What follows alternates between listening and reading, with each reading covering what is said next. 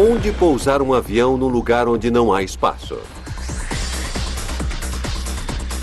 A solução encontrada pelo Japão foi o Aeroporto Internacional de Kansai, uma mega estrutura flutuante construída para suportar a ira da natureza. Mas e o que vem de baixo? Apertem os cintos e se preparem para decolar para uma incrível ilha-aeroporto na terra do sol nascente que poderá voltar ao fundo do mar.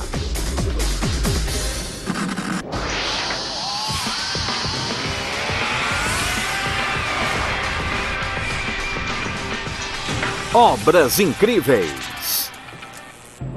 O aeroporto de Kansai.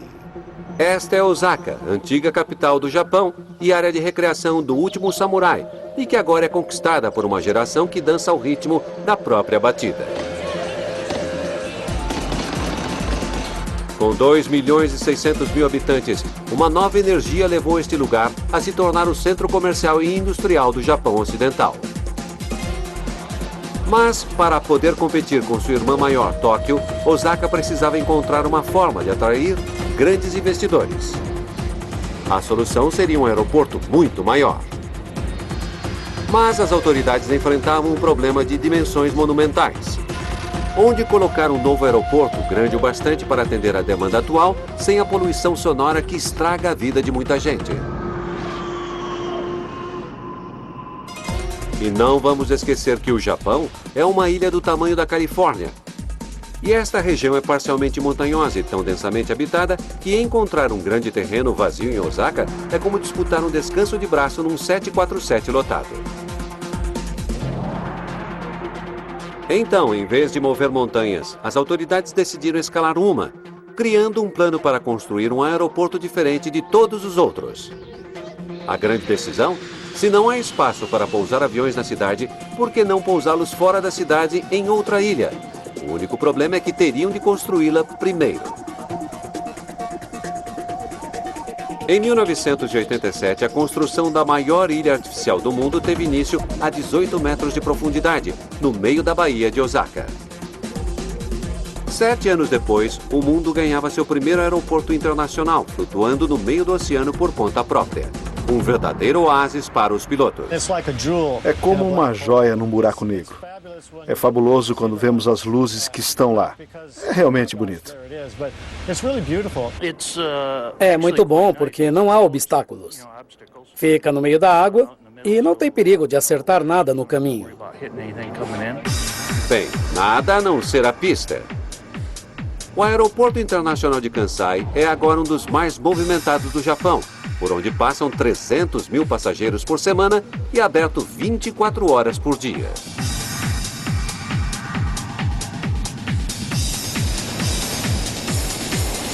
Reconhecido pelo mundo como uma das mais incríveis maravilhas da engenharia do século XX e comparado a mega estruturas como a barragem Hoover e o Canal do Panamá, Kansai foi construído a 5 quilômetros da costa e contém 530 hectares de aterro, formando um enorme retângulo com mais de 4 quilômetros de comprimento e 1.200 metros de largura. É grande o bastante para acomodar toda a região central de Osaka. Ligado ao continente pela mais longa ponte de tabuleiro duplo do mundo, Kansai recebe 55.000 aviões por ano. É uma experiência única para pilotos e passageiros naquela que parece ser uma aterrissagem na água. A água parece muito próxima quando estamos pousando no aeroporto. Dá muito medo. A construção do aeroporto criou uma verdadeira divisão do mar e foi de fato um projeto de proporções bíblicas. É a maior obra pública do século XX e custou no total 15 bilhões de dólares. Com mais de 1 milhão de operários trabalhando mais de 10 milhões de horas. Para abrir o caminho para os pousos atuais, engenheiros japoneses precisaram reescrever o manual de construção de um aeroporto. O planejador de Kansai, Yasunari Harada, esteve presente desde o início. O maior desafio foi supervisionar toda a construção e inaugurar o aeroporto no prazo estipulado. Foi um equilíbrio entre a elaboração do aterro e a construção em cima dele. E falando em equilíbrio, havia um pequeno problema. Exatamente quanta pressão a ilha artificial iria suportar vinda de cima sem afundar no leito do mar abaixo?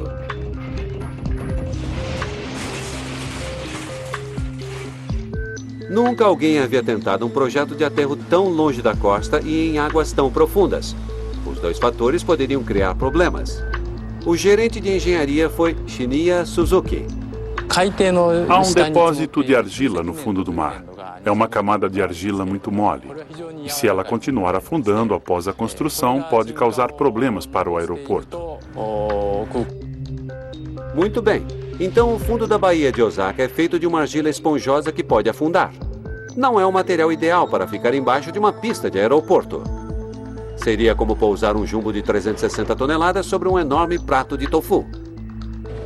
Para resolver o problema, os engenheiros recorreram a uma nova técnica de drenagem para acelerar o afundamento, sugando a água da areia e escorando as fundações do aeroporto.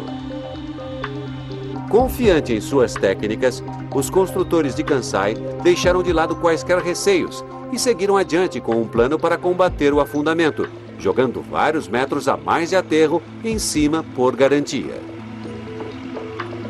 Com isso, teve início o processo de 6 anos.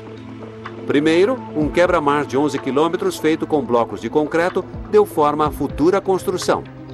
Mais ou menos como fazer a borda de uma piscina.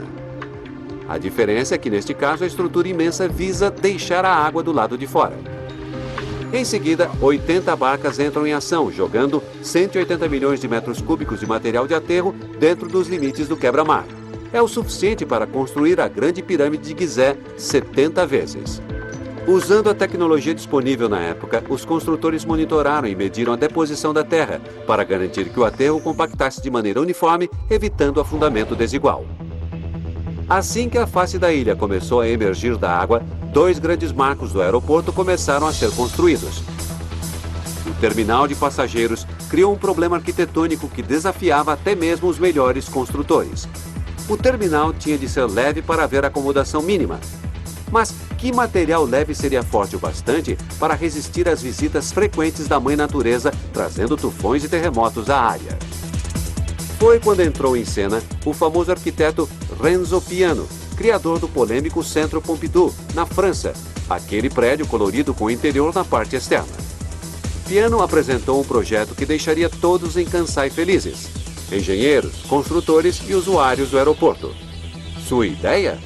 Um terminal com formato de asa feito de aço e vidro reforçado.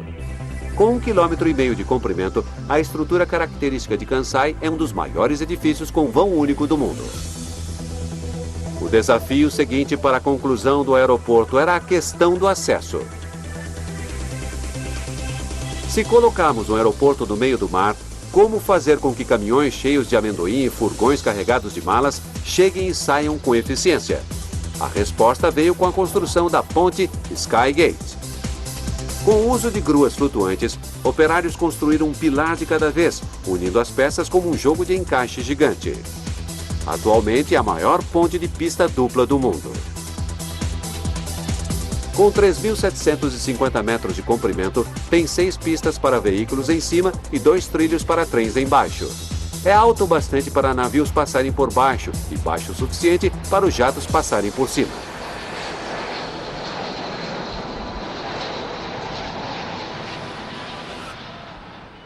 Finalmente, após 7 longos anos perfurando, aterrando e construindo o que parecia impossível, este aeroporto aerodinâmico foi inaugurado em 4 de setembro de 1994. E somente no primeiro mês, 10 mil pessoas vinham ao aeroporto diariamente. E elas não iam viajar, só queriam conhecer o plano mirabolante que finalmente havia se tornado realidade. Estávamos muito ansiosos para ver se tudo funcionaria perfeitamente. Eu estava nervoso quando o primeiro voo chegou e tudo deu certo.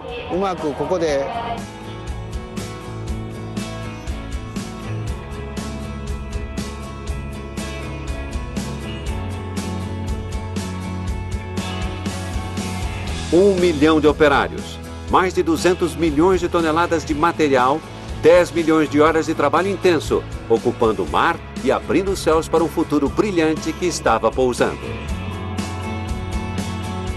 Só posso admirar o que fizeram por nós ali.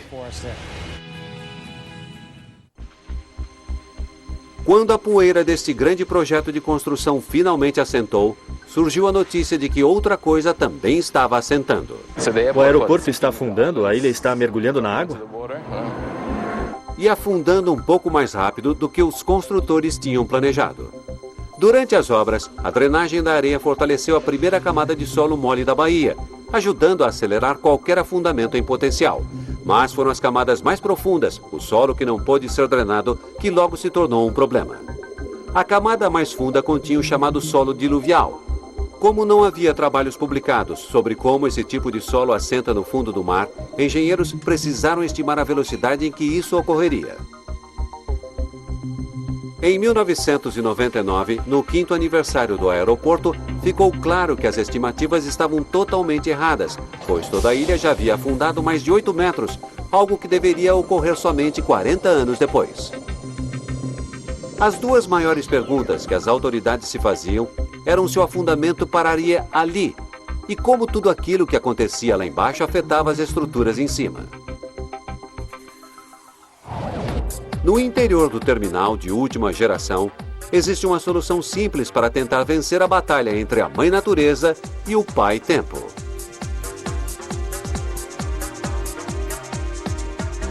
Para ajudar a evitar que a estrutura se separasse nas juntas ou rachasse sob a pressão do assentamento desigual, engenheiros deram uma pequena ajuda às 900 enormes colunas que sustentam o edifício do terminal.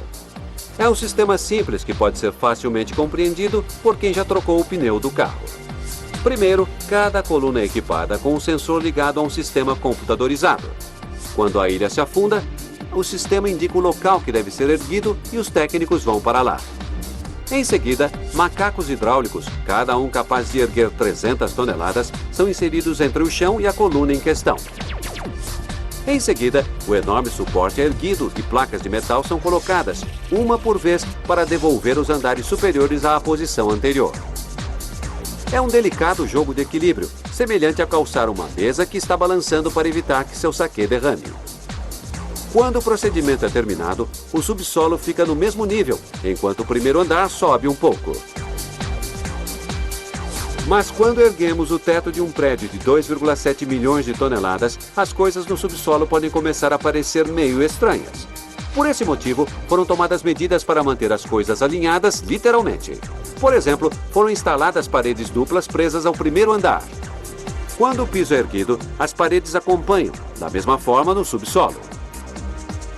Dutos de ar-condicionado estão fixados ao teto e não ao piso, evitando que fios e mangueiras se rompam quando o prédio crescer. Escadas que vêm do primeiro andar ganham um degrau ou dois na parte inferior. E no primeiro andar, os passageiros nem imaginam que essas placas de metal embaixo das escadas rolantes evitam que eles tropecem com a mudança nos níveis. Mas por quanto tempo esse terminal poderá ser erguido, desafiando as leis da gravidade? Se a ilha toda continuar afundando, o subsolo poderá ser atingido pelas ondas provocadas por um tufão?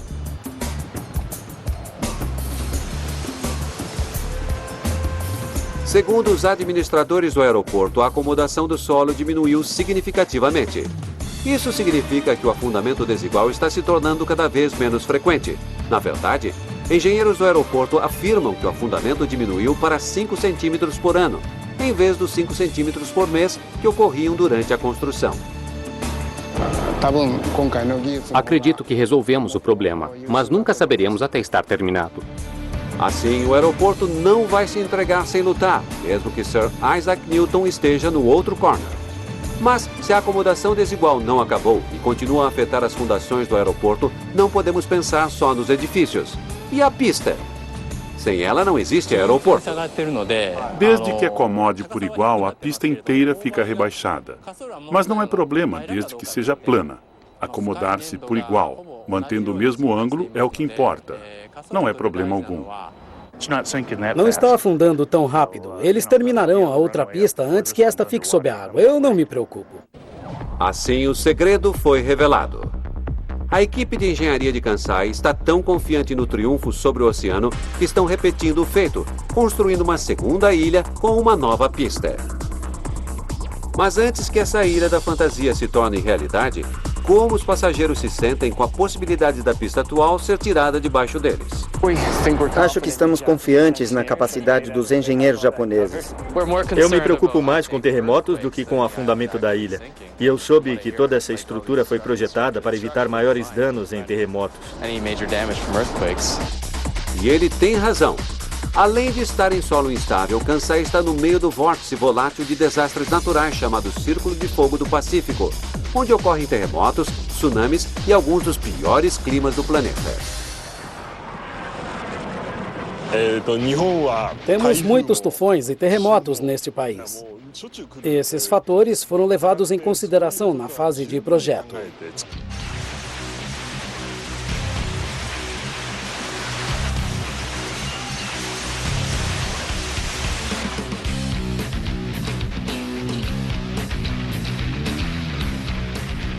E isso é muito bom, porque em 1995, com o aeroporto aberto somente há 15 meses, um terremoto de 7,2 graus na escala Richter atingiu a cidade de Kobe. O epicentro foi a apenas 29 quilômetros do aeroporto. Não tivemos danos graves devidos ao terremoto. Encontramos pequenas rachaduras, mas nenhum dano mais grave. Enquanto a cidade de Kobe foi destruída, o avançado desenho estrutural do terminal de Kansai resistiu bravamente, provando aos críticos que todos os preparativos e medidas de sustentação talvez sejam suficientes para evitar o afundamento na baía.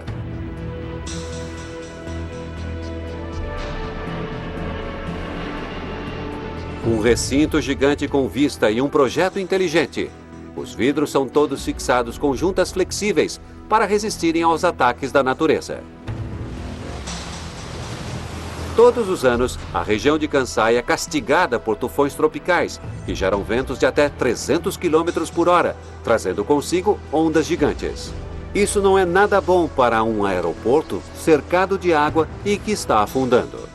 Em um dia com ventos fortes, esta ilha desprotegida pode dar muito trabalho aos pilotos. O comandante da United Airlines, Richard Earhart, pilota um Boeing 777 para Kansai regularmente. Quando temos um aeroporto numa baía como esta, os ventos variam.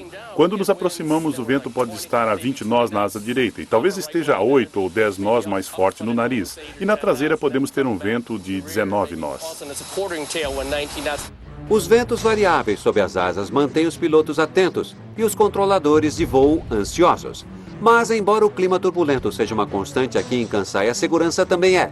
E todos colaboram orgulhosamente com ela da torre à pista.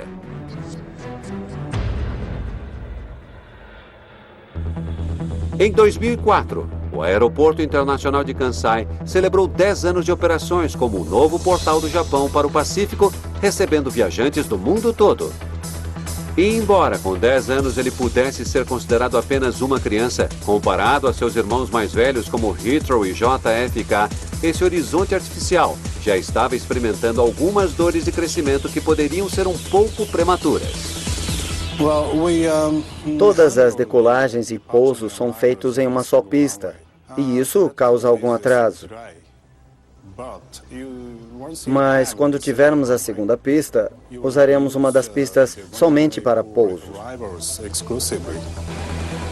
É simples matemática. Com o dobro de pistas, dobra-se o número de voos. E recebendo 60 jatos por hora em vez de 30, a receita do aeroporto também vai dobrar. Isso nos traz de volta ao início, numa espécie de déjà vu de águas profundas, uma nova ilha no meio da Baía de Osaka. Os planos para a nova ilha prevêem uma pista mais longa, 500 metros maior que a primeira, dando maior conforto aos grandes aviões nos procedimentos de pouso e decolagem. Localizado a apenas 200 metros da primeira ilha, este grande projeto de construção é mais fácil para os engenheiros que contam com as lições aprendidas na primeira vez. O surgimento dessa nova ilha despertou questões que não haviam sido consideradas antes. Primeiro, o fato de que a ilha estava sendo feita ainda mais distante do continente. Além disso, águas mais profundas significam um solo mais frágil abaixo do leito do mar, o que poderá fazer esta ilha afundar quase 6 metros a mais do que a vizinha. E por fim, uma nova preocupação. O peso adicional da segunda ilha afetará o nível da primeira, fazendo com que afunde ainda mais? Tivemos a ideia de fazer a segunda ilha, a 200 metros da primeira, para evitar o efeito do peso na ilha antiga. Uma das grandes preocupações na construção da primeira ilha foi a distribuição equânime do aterro. Não o suficiente aqui ou demais ali poderia significar um índice de acomodação desigual. E numa ilha maior, distribuir por igual 250 milhões de metros cúbicos de terra seria como escalar o Monte Fuji. Mas nos 12 anos desde que a primeira barca despejou sua terra, a tecnologia evoluiu. O posicionamento do aterro mudou de simples ondas de rádio para satélites globais, tornando o serviço de aterro mais preciso. Cada meio metro de camada do solo é colocada e compactada por maquinário pesado, equipado com sistemas de GPS que permitem que as informações de posição e altura sejam monitoradas. Operadores nesses quadriciclos especialmente equipados percorrem o terreno e podem dizer imediatamente se estão na marca exata ou fora de posição. Antes determinávamos fisicamente o posicionamento das barcas e o planejamento do processo de aterro. Mas a tecnologia de satélites nos oferece maior precisão. Mas mesmo a tecnologia mais precisa não pode impedir que a natureza entre em cena e atrase os serviços, lembrando as pessoas neste gigantesco canteiro de obras a respeitar também outro tipo de voo. A construção em alguns trechos da segunda ilha foi temporariamente suspensa quando uma espécie de ave migratória decidiu fazer uma parada a caminho da Austrália. Parece que as aves não estavam muito preocupadas com os problemas que causavam. Mantendo a política ambientalmente amigável de Kansai, os responsáveis pela obra decidiram não sacrificar algo tão precioso e deixaram essa pequena área para ser completada apenas depois que os ovos eclodissem e os pássaros estivessem prontos para partir. Com toda a excitação e movimentação na nova ilha, é fácil esquecer que estão construindo a apenas 200 metros de distância de jatos gigantes repletos de pessoas chegando para pousar. Isso cria outro desafio à engenharia. Como ligar as duas ilhas se elas estão afundando em velocidades diferentes? A nova ilha vai continuar assentando depois da inauguração, mas no fim ficará no mesmo nível que a primeira. A decisão de expandir Kansai foi tomada durante um bom momento econômico do Japão e muito antes da tecnologia reduzir o ritmo nos Estados Unidos. Assim, levantar capital para uma nova obra, enquanto a dívida da primeira ainda estava sendo paga, foi quase tão difícil quanto construir um aeroporto no meio do mar. Acredito que este será um grande aeroporto em 10 ou 20 anos, quando a demanda aumentar, com muito mais aviões chegando e saindo. Apesar do entusiasmo dos passageiros que dão vivas a Kansai e aos brilhantes esforços de engenharia que combatem as forças da física, será que o peso de outros fatores será grande demais, afundando Kansai sob o fardo de uma grande dívida e de uma economia em crise? Somente o tempo e talvez as ondas poderão dizer.